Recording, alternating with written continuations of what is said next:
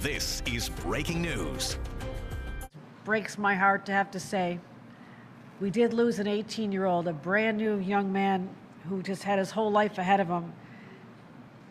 Dario Vasquez lost his life while trying to protect the lives of others.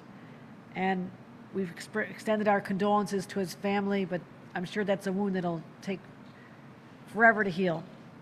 Reminds us of the dangerous work that these individuals do. When you look at the videos of the fires taken at close range on cell phones, it is frightening to see what individuals, and many are professionals, but also many are volunteer firefighters who've come from over 47 companies across the state of New York. I just saw some from East Hampton down the road, trying to support their brothers and sisters in uniform as we deal with these difficult challenges. I also want to talk about our response right now. State police helicopters are doing water drops and drone surveillance. I witnessed that as I came in on a helicopter a short time ago. Right now we have 2 National Guard Black Hawk helicopters. We have been requested by the county executive to continue our efforts to drop the water, which is so essential.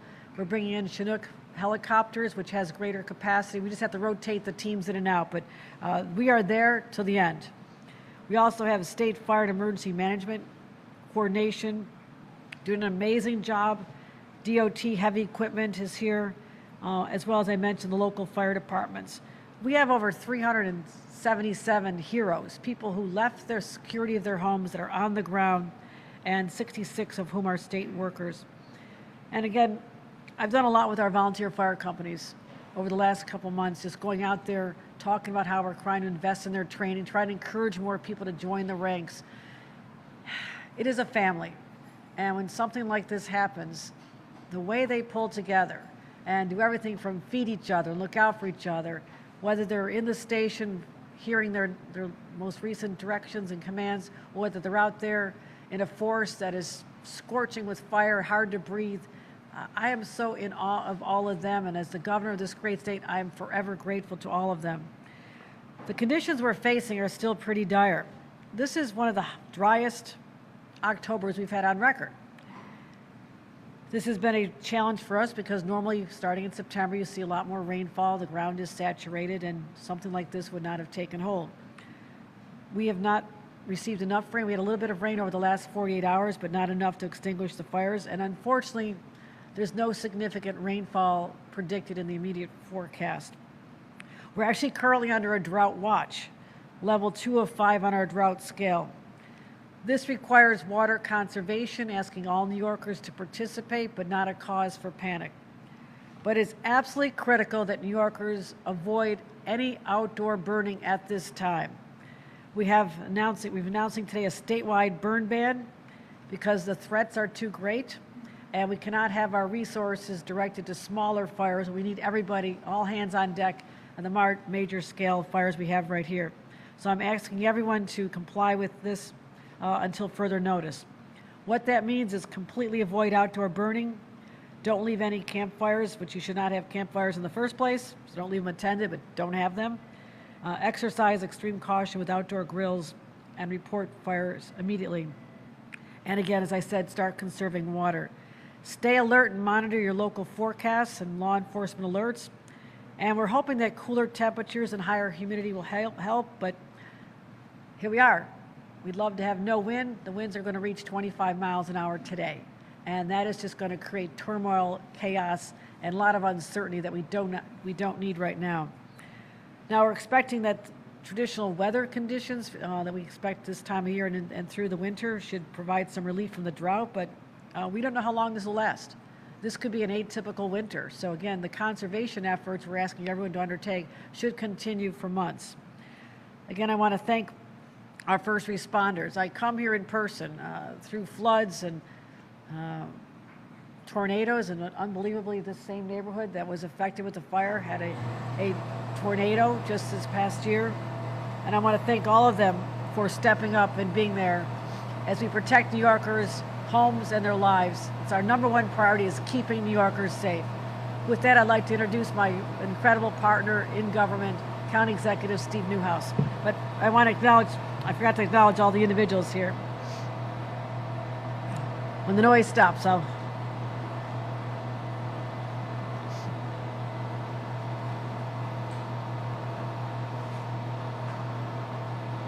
I want to acknowledge we have the mayor of Greenwood Lake here, also the supervisor, that's Thomas Hochul, Supervisor Jesse Dwyer from Warwick. I want to thank him. This is one of the largest communities in the state of New York. It's important that we have strong leadership. He's brand new on the job, but he's doing a fantastic job.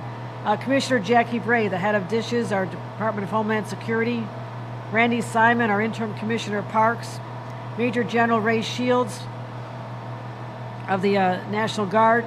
Major Michael Sunwick, Troop F commander. Brian Gallagher, the New York State DEC Forest Ranger. He's on our incident command commander. I want to thank Brian Gallagher. Brian, where are you? Right, Brian, I'm so impressed with what you're doing, your command of knowledge, the way you've been directing these operations. I feel we are much safer because we've had you guiding our efforts here, and I want to thank you for that. Let's give him a round of applause. Brian Gallagher. Assembly Member Carl Bravenek here. I want to thank our Assembly Member for joining us as well. And again, I want to list all the agencies. When you talk about a whole of government approach to solving problems, this is it. DEC, Homeland Security, State Police, Parks, DMNA, and our Department of Transportation, all on hand and sending all the resources. We will not leave this crisis until we feel comfortable that everyone and every property is safe. Ladies and gentlemen, I want to introduce County Executive Steve Newhouse. Thank you, Governor. Thank you very much. It's great to have the governor here. We have a wonderful relationship. We work very closely. Jackie Bray, her and I work probably on a daily basis. The county's been supporting the state. Brian has been the incident commander. We kind of came involved even heavily starting Saturday in the afternoon. Sunday was probably one of the most difficult situations I've never seen with the fire. The average volunteer firefighter working along with our law enforcement and the park rangers literally saved that whole Cliff Road area. The residents were wonderful. This would not be successful without the town supervisor, Jesse Dwyer, and the mayor, Tom Howley of Greenwood Lake, and their whole teams marrying with mine to make it happen. We obviously had that tragic death of Mr. Vasquez on Saturday night. Our county was able to bring in the sheriff's office, grief counselors, along with our other mental health, our medical examiner's office, working with those teams to not only take care of Mr. Vasquez, but to also take care of his teammates. It is an emotional drain on our men and women that are on the front lines here, and it is inherently dangerous work. We are making grounds and we're making headway with people on foot, with being supported by UAV operations, and thankfully General Shields, my good friend, is here, and those aviation assets are critical to our success here. We can't get to some of these places. We can't get bulldozers, excavators, and other heavy equipment to these areas, so we're depending on our men and women on foot, as well as our support from those air operations. So we would not be able to do it, again, without working like a team. Many of the people, I'm super proud of my emergency management team. They're ex-cops, fire, military. We do this on a regular basis, and we're happy that we're actually making some headway. You have to be there in person to see it. That's what the governor's doing with true leadership by showing up here, seeing exactly what we're dealing with here, and giving us the resource. So, Governor, I'm happy to have you here. I'm going to turn it over to Jackie Bray, my friend, the commissioner. Thanks so much, County Executive. Thank you, Governor, as always, for showing up. It makes such a big difference. This has been a historically dry fall. In fact, we had the driest October in New York City and in parts of the Hudson Valley that we've ever had in New York, of course, followed from a historically wet summer. We did receive some rain over the last 48 hours, less than half an inch. It just wasn't enough to extinguish the flames. It wasn't enough to take us out of the drought that we're in. So I want to say the National Weather Service has issued red flag warnings for the following locations. So this is New York City, Hudson Valley, Capital Region, all of Long Island, Montgomery. These are counties: Montgomery, Schenectady, Albany, Rensselaer, Schoharie, Greene, Delaware, Columbia, Ulster, Sullivan, Dutchess, Orange, Putnam, Rockland, Westchester, all of New York City, and all of Long Island. What a red flag warning means to us is that the threat of fire increases. When you have a fire like this one, it means that the threat that the fire could spread increases on a red flag day. It means that temperatures are higher than normal. It means that humidity is lower than normal, and it means that the winds are going to be a factor, which is certainly what we're seeing, what we really saw Friday night into Saturday, and what we expect to see more of today. We've got wind gusts in the area of about 35 miles an hour today.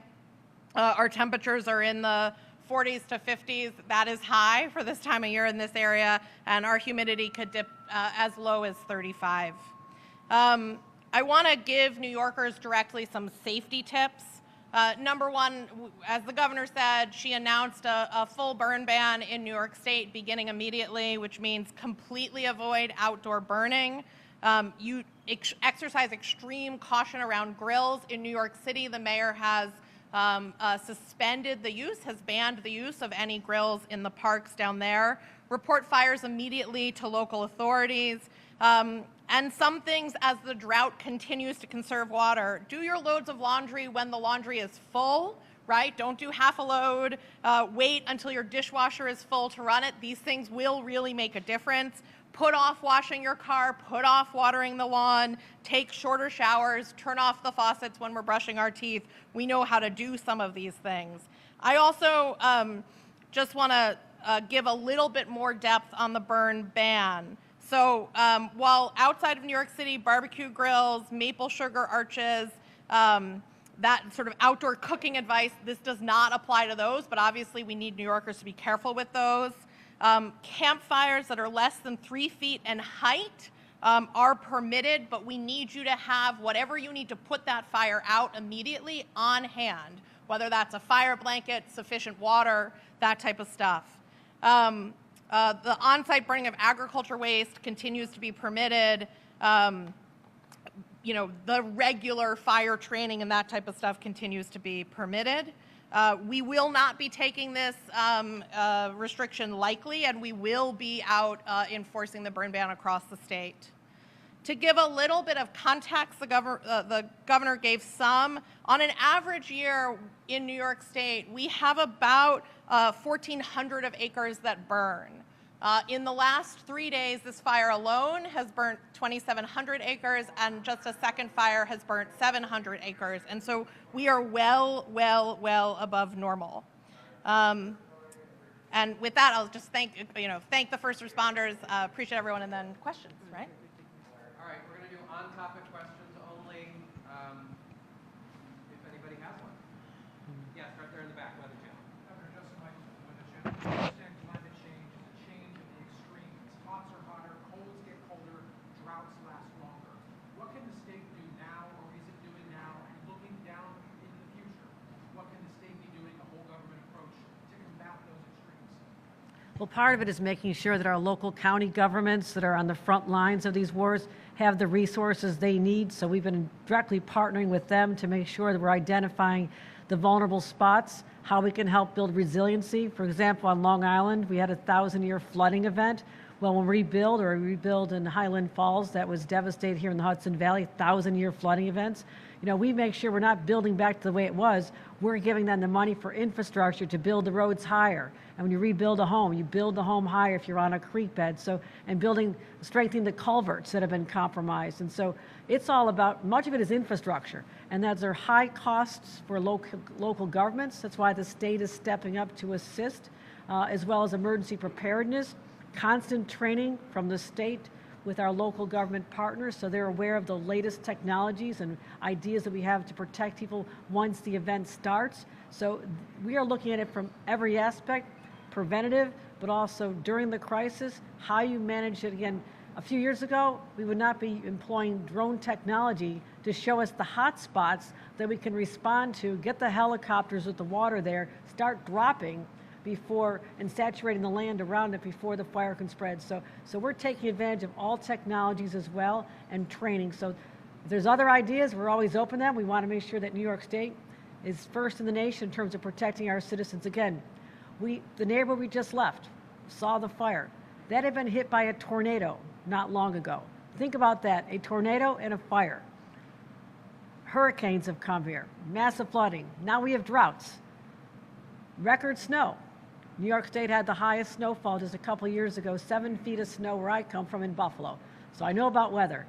But you don't know what to expect, so you prepare for the worst and hope for the best always. Back here, yeah.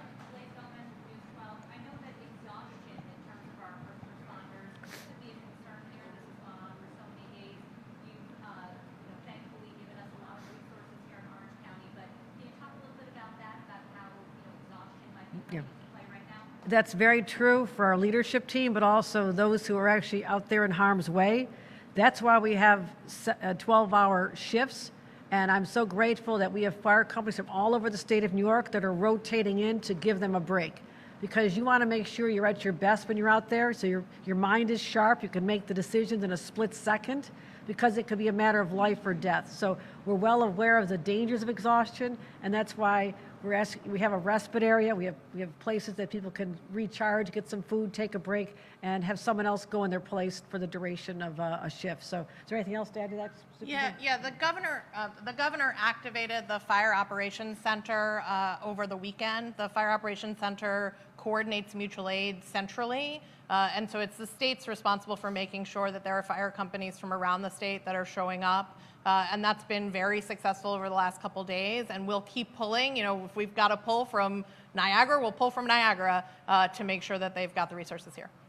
There in the back, there in the back. Yeah, go ahead. Hi, Governor. Hi. We were with Daryl Vasquez's family yesterday. He's graduating high school. Yeah. He's serving as a forest ranger. Can you talk about the training that is involved for your forest rangers to put them into these situations to try to put out this fire? And again, I can speak to that. broken hearts for this family, and I cannot imagine, as the mother of a son and daughter too, you lose a child after you get them through high school and they're on the cusp of starting their career. It is devastating. So you want to speak to the training? Yeah, I could speak to the training. Our basic wildland firefighters get what we call the basic wildland fire suppression course. And in that course, we also talk about fire behavior. And in fire behavior, we got three things that will affect it. It's basically the weather, it's topography, and fuels.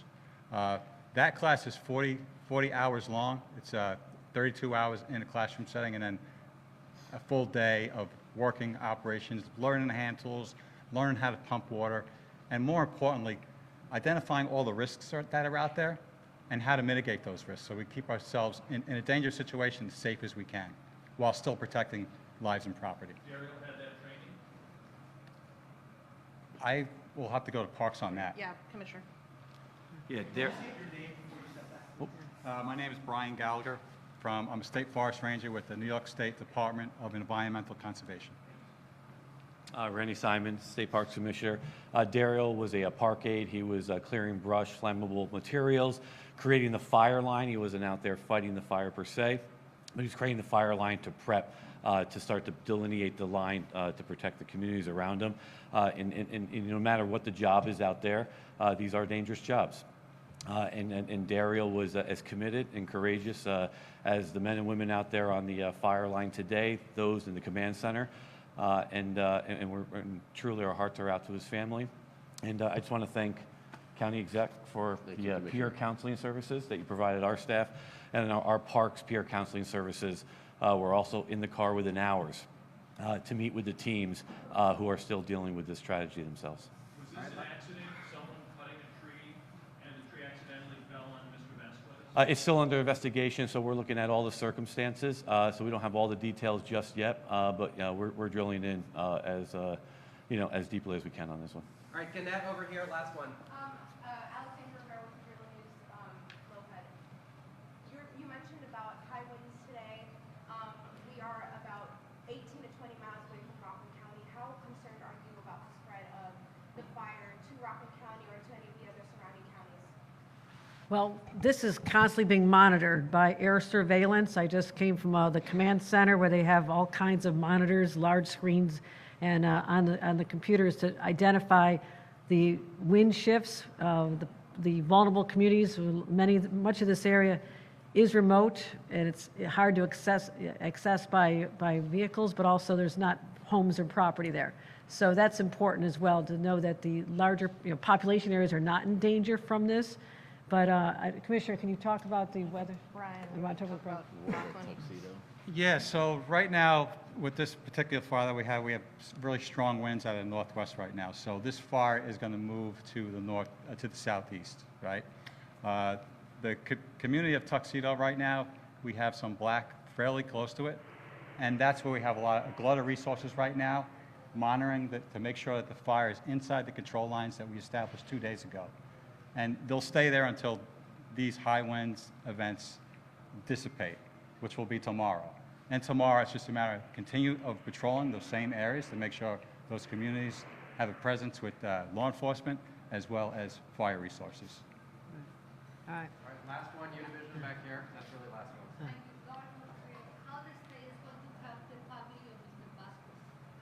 We are just heartbroken by this, and I would ask our Parks Commissioner to talk about the services that are available for the families. Obviously, first of all kinds of counseling is available to support him, but yeah, we'll look at what our state assets are and what we're able to do in a circumstance when there's a loss of life on the job, and certainly we'll be making sure that family is well taken care of. Again, just sadness. We're just filled with sadness, and I look forward to speaking to the family. I've tried, but they've been preoccupied, so. Thanks, everybody. Okay. Thank you. All right, thank you, everybody. Appreciate it.